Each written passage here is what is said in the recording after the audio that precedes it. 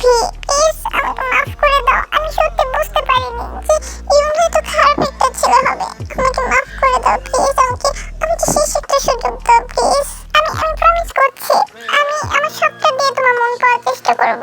আমি আমার নিজের ভুলগুলো শুধরিয়ে নিব। প্লিজ আমাকে ছেড়ে দিও না প্লিজ। তুমি ছাড়া কে আছে আমার বলো, যে আমাকে এত ভালো করে বুঝতে পারবে। তুমি যদি আমাকে ছেড়ে যাও আমি এটা শেষ করে দেবো। আমি কথা বলতে আমাদের ভি ঘুরে জিমিনকে জড়িয়ে ধরে।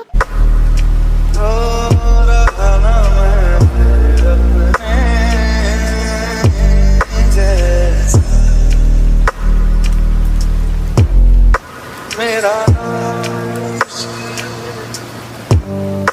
तेरा नाम इश्क, मेरा नाम इश्क, तेरा नाम इश्क, मेरा नाम। চুপ, এইসব কথা কখনো বলবে না। আমি তোমাকে ছেড়ে যাবো কে বলেছে? আমি জাস্ট চলে গেছিলাম, কিন্তু তোমার জন্য তুমি রাগ করতেও পারছি না।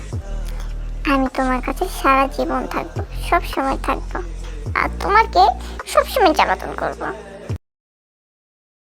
আমাদের জাঙ্কুক সকালবেলা উঠে আমাদের জিনের গায়ে পানি ঢেলে দেয়।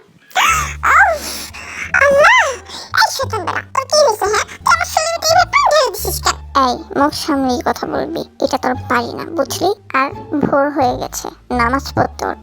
আমাদের জিন ঘড়ির দিকে তাকিয়ে দেখে মাত্র 4:30 বাজে। ও আল্লাহ, আবে কুত্তা, এখন মাত্র 4:30 বাজে, তুই এক মিনিট কাঁচা ঘুমানো ভাঙলি কেন?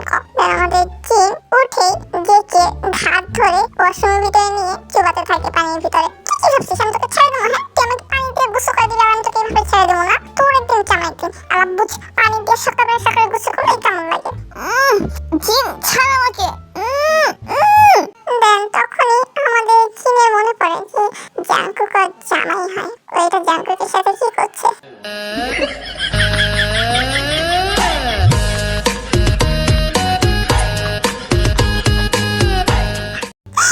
আল্লাহ, এটা তো আমার জামাই হয়ে গেছে। এখন আমি এটার সাথে কি করতেছি?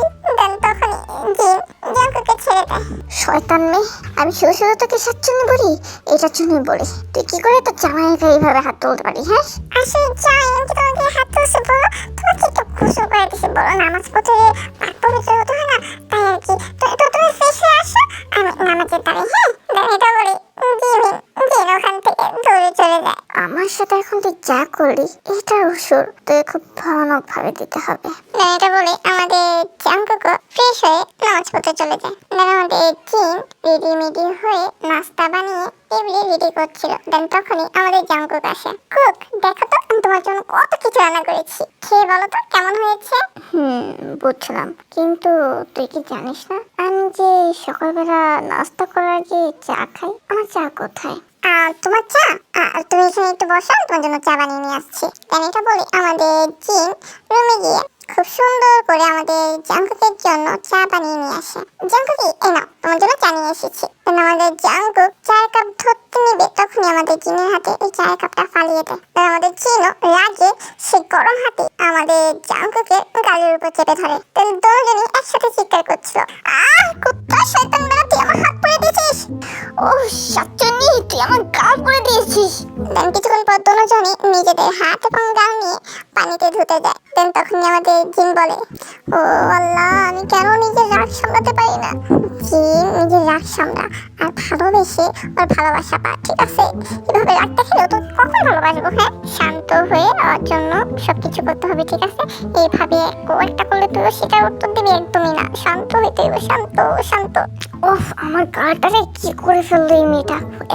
আমি ওর সাথে একটা করতে গেলে ও আমাকে সেটা ওষুধ উঠে যায়, বুঝতে পারি না আমিও ওকে টর্চার করতেছি নাকি ও আমাকে টর্চার করতেছে। যাই হোক, এখন যাই করতে হবে সাবধানে করতে হবে।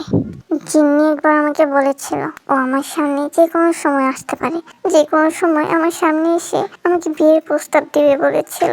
যদি জানতে পারে যে আমার বিয়ে হয়েছে আর এই সাচ্চন্নি আমার বউ, তাহলে তো না জানি জিন্নি আবার আমাকে ছেড়ে চলে যাবে। না, জিন্নি আমার কাছে ফিরে আসার আগেই আমি সাচ্চন্নিকে আমার লাইফ থেকে সরিয়ে দেব। ওকে আমি ডিভোর্স দিয়ে ছাড়বো।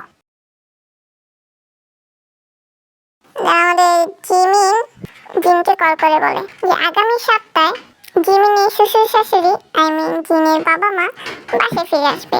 আর জিমিনের বাবা মা ওদের বাসায় ফিরে যাবে। আর জিমিন ভিয়া জিমিনের কথাও বলে দেয় যে ওদের মাঝে সবকিছু এখন ঠিক হয়ে গিয়েছে। জিনের কাছে ওদের সম্পর্কের কথা জিজ্ঞাসা করলে জিন কিছুই বলে না। দেন ও তাড়াতাড়ি করে ফোন কেটে দেয়। দেন এভাবেই জিন এবং জাংকুকের একটা সপ্তাহ কেটে যায়। জাংকুক জিনকে অনেক বিরক্ত করে, ওকে ঠিক মতন ঘুমাতে দেয় না, ঠিক মতন খেতে দেয় না। জিনের সামনে জিনের পছন্দের খাবারগুলো খেয়ে ফেলে। আর আমাদের জিন এসব দেখে রাগে জাস্ট ফুলতে থাকে। আর আমাদের জাংকুক যখন জিনকে এভাবে ডিস্টার্ব করে আর বলে যে ওকে ডিভোর্স দিয়ে দিতে, তাহলে ও খুব ভালোভাবে থাকতে পারবে। কিন্তু আমাদের জিনও তো নাছর বান্দা, ওকে এত সহজে কখনই ছাড়বে না। দেন আমাদের জিন এবং জাংকুক খাবার খাচ্ছিল। দেন তখনই আমাদের রোজ চলে আসে। জিন, জাংকুক, কেমন আছো তোমরা? ও বাবা, আপনি এসে পড়েছেন। কেমন আছেন? আমরা অনেক ভালো আছি। আপনারা কেমন আছেন? সাবধানে এসেছেন তো? আসতে কোনো সমস্যা হয়নি তো? না মা, আমাদের আসতে একদমই সমস্যা হয়নি। আর তোমাকে দেখে অনেক ভালো লাগছে। তুমি কেমন আছো? আর এত শুকিয়ে গিয়েছো কিভাবে? কি বলো বাবা, ও শুকিয়ে গিয়েছে? কোথা দেখতে দেখতে তো একদম হাতির মতন। জাংকুক, তুই আমার বৌমাকে এভাবে কেন বলছিস? আচ্ছা ঠিক আছে, বললাম না তোমাদের বৌমা কিভাবে। গুড। ইনি আমি জিনের জন্য ওর পছন্দের খাবার নিয়ে এসেছি। যা এগুলো বেড়ে নিয়ে আয়। মা, এগুলো আমার কাছে দিন, আমি বানিয়ে নিয়ে আসছি। না মা, তুমি এখানে বসো, তোমার সাথে অনেক কথা আছে। জাংকুক, তুই যে সবার জন্য এগুলো নিয়ে আয় বেড়ে যা। দেন আমাদের জাংকুক খুব সুন্দর করে সেগুলো নিয়ে বেড়ে টেবিলে নিয়ে আসে। দেন ওরা সবাই একসাথে খেতে বসে। দেন আমাদের জিন খাবার খাচ্ছিল, হঠাৎ ওর মুখের ভিতর কি যেন কাটা কাটা লাগছিল। দেন মুখ থেকে বের করে দেখে কিছু একটা পা কাটা কাটা। দেন আমাদের জাংকুক জিনের কানে কানে বলছিল, তো কেমন লাগছে নিজের পছন্দের খাবারের ভিতরে পছন্দের তেলাপোকা খেয়ে?